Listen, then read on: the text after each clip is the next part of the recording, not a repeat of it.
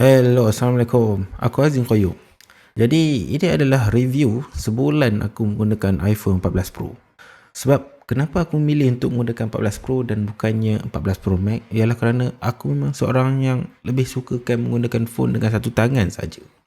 Jadi, sekiranya ada viewer sekarang ni sedang berfikir untuk menggunakan atau membeli model iPhone 14 Pro ini, jadi maybe video ni akan sedikit sebanyak membantu kamu untuk membuat keputusan. Selain daripada itu, semua video yang kamu tengok dalam video ini adalah dirakam menggunakan 14 Pro ataupun 14 Pro Max. Jadi, anda boleh lihatlah bagaimana keupayaan 14 Pro ini merakam video dan rekamannya cukup cantik dan memuaskan untuk ditonton di YouTube. So, boleh komen di bawah. Adakah iPhone 14 Pro ni cukup dah untuk aku buat video YouTube ni? Pertamanya aku nak terangkan cerita baru yang paling obvious pada tahun ini ialah Dynamic Island yang ada pada skrin iPhone ni. Jadi seperti mana yang aku katakan pada unboxing video aku tempoh hari, Dynamic Island ni ialah pengganti kepada notch dan ianya berbentuk seperti oval atau pill dan ianya terpisah dari atas skrin tu dan sedikit ke bawah skrin. Dan selepas menggunakan iPhone 14 Pro selama sebulan ni, aku boleh katakan aku lebih prefer Dynamic Island ni berbanding notch yang ada pada iPhone sebelum ni. Ini adalah kerana Apple telah menghidupkan Dynamic Island ni dengan sistemnya. Dan ini membuatkan Dynamic Island ni bukanlah hanya semata-mata lubang di skrin atau ruang hitam yang mengganggu skrin. Tetapi ianya membuatkan ruang ini berfungsi dan tidak boring kerana pengguna boleh berinteraksi dengan island ni. Dan ianya adalah sangat unik. Pada ketika ini, Dynamic Island ni berfungsi dengan sangat baik. Seperti untuk nak tengok notification, Face ID, juga boleh tengok lagu apa yang korang dengar dan dia punya wave tu. Kemudian bila orang call tu dia ada animation kat situ. Kemudian ada boleh tengok timer, boleh charging dan banyak lagi.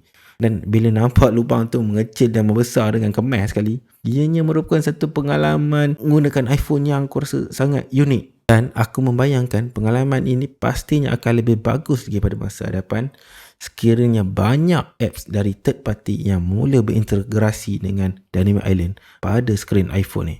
Dan aku yakin dengan sejarah iPhone yang bekerja sama dengan pembikin software third party ni, aku rasa Dynamic Island ni mempunyai potensi yang sangat besar pada masa hadapan. Dan bercakap tentang skrin iPhone ni lagi, pada tahun ini Apple telah menaikkan kemampuan skrin ini kepada 2000 nits maximum brightness. Dan ini pada aku merupakan satu ciri yang sangat underrated sekali. Dan sekali bila korang dah menggunakan iPhone 14 Pro ni, aku merasakan iPhone 13 Pro Max yang aku guna untuk nombor kedua aku ni adalah rasa macam dah sangat malap. Terutama pada ketika aku berada di luar atau di tengah padang. Jadi 14 Pro ni yang boleh memaparkan sampai 2000 nits ni telah mencemarkan pengalaman aku menggunakan iPhone atau phone-phone lain selain daripada 14 Pro ni. Ianya diibaratkan macam aku dah tak boleh nak patah balik dah ke iPhone atau mana-mana phone yang tidak mempunyai kecerahan maksimum 2000 nits. Pengalaman ini mengingatkan aku dengan ciri refresh rate tinggi tu. Bila sudah terkena sumpahan refresh rate tinggi ni, susah dah nak patah balik ke skrin refresh rate rendah. Ianya sampai macam tu sekali. Tidak heranlah display iPhone 14 Pro siri ni dia nak anugerahkan sebagai display iPhone yang terbaik sekali oleh DisplayMate. Kita beralih kepada belakang phone ni pula, iaitu kamera iPhone ni. Sama seperti iPhone Pro model sebelum ni, iPhone 14 Pro ni mempunyai 3 kamera di belakang, iaitu wide, ultra wide dan telephoto lens. Salah satu kamera yang ada pada iPhone pada tahun ini adalah mempunyai megapiksel sehingga 48 megapiksel.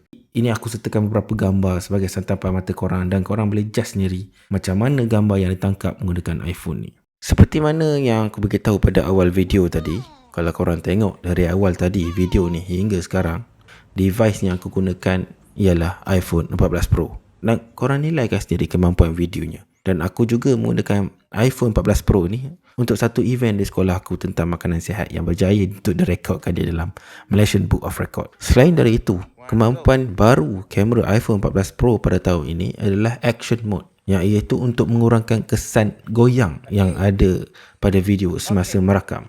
Aku merasakan mungkin Apple cuba nak masuk niche market GoPro atau DJI tu kan, yang merupakan brand yang selalu dikaitkan dengan rakaman video aksi Dan aku merasakan inilah satu implementasi yang sangat menarik untuk Apple. Cuba bayangkan yang korang boleh jimatkan device yang korang bawa pergi untuk tempat aktiviti lasak korang tu, dan dah tak perlu dah nak bawa GoPro, just perlu bawa handphone saja.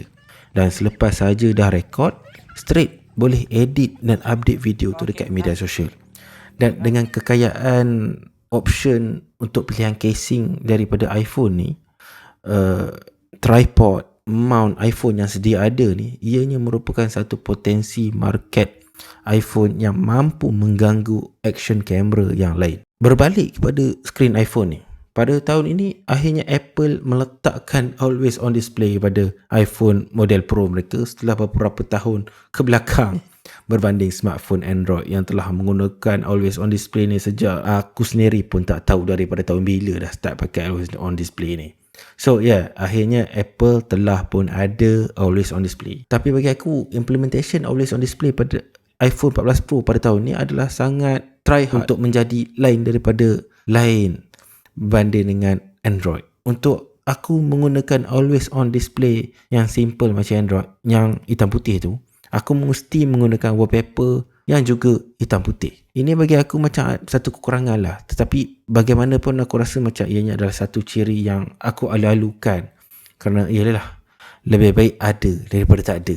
Tetapi adalah sebabnya kenapa aku mahukan always on display yang lebih simple dari hitam putih tu ialah kerana battery life iPhone. Okay, now aku akan bercakap tentang battery iPhone ni. Dan straight to the point, aku merasakan battery iPhone 14 Pro pada tahun ini adalah agak mengecewakan lah pada tahun ni. Aku merasakan kekecewaan tu sama seperti masa aku menggunakan iPhone 12 Pro tahun lepas. Aku rasa bateri iPhone 14 Pro pada tahun ni adalah di bawah standard yang aku sendiri tetapkan lah. Pada iPhone 14 Pro tahun ni aku sentiasa merasakan aku perlu mencari charger seawal pukul 3-4 petang. Dan selalunya pada iPhone yang aku guna sebelum ni, macam iPhone 13 Pro, 13 Pro Max, aku rasa hanya nak gunakan charger ialah pada pukul 6-7 petang. Dan mungkin waktu tu bateri tinggal 30-40%. Tapi pada tahun ni, seperti yang aku cakap, bateri iPhone 14 Pro agak mengecewakan. Dan inilah sebabnya aku terpaksa berhijrah ke iPhone 14 Pro Max. Dan mungkin kawan-kawan yang sedang tengok video ni sudah pun pernah menggunakan 14 Pro. Cuba korang bagi feedback korang dekat sini. Bagaimana korang punya performance bateri iPhone 14 Pro? Adakah korang rasa okey ataupun korang rasa teruk? Dan selain daripada masalah yang ada itu, ataupun kekurangan dari segi bateri itu, aku merasakan iPhone 14 Pro ni ialah perfect dari segi desainnya, dari segi binaannya yang menggunakan stainless steel, dari segi softwarenya. Dan maybe iPhone 14 Pro ni ialah the best iPhone yang korang boleh beli sekarang. Atau sekiranya korang nak menghapuskan masalah bateri itu, korang boleh saja terus membeli iPhone 14 Pro Max. Dan itulah saja ulasan aku mengenai iPhone 14 Pro ni. Terima kasih kerana berjaya menonton ini, dan jangan lupa untuk tekan subscribe dan follow page aku di FB, IG dan TikTok. Assalamualaikum.